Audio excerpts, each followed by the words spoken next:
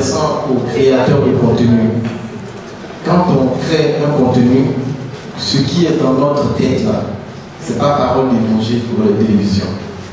Donc quand vous créez et que ça vous plaît personnellement, ne faites pas en nombre suffisant, parce que la chaîne que vous allez aller voir a le droit ou le devoir de dire l'idée est bonne, mais on aurait souhaité que vous orientiez par exemple le projet dans tel ou tel sens.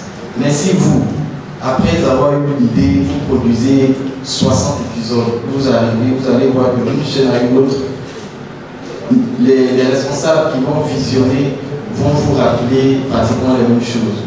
Donc l'idée, c'est de produire par exemple différents pilotes de 2 ou 3 projets et de postuler dans les différentes télés. Et je pense que la chaîne qui est la plus intéressée par le projet vous dira ok, c'est bien, mais on souhaite par exemple que le personnage principal ait telle qualité ou ait tel défaut, que ça donne un peu plus de piment à notre projet.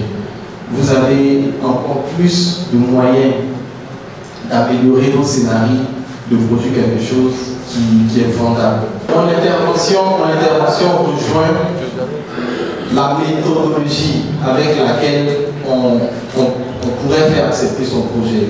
Parce que généralement, quand le projet nous plaît en tant que créateur, on se dit que celui à qui ça ne plaît pas, c'est parce qu'il est jeune. Pourtant, il a un droit de regard. Et le contenu sera regardé par plusieurs personnes qui n'ont pas forcément le même goût que vous.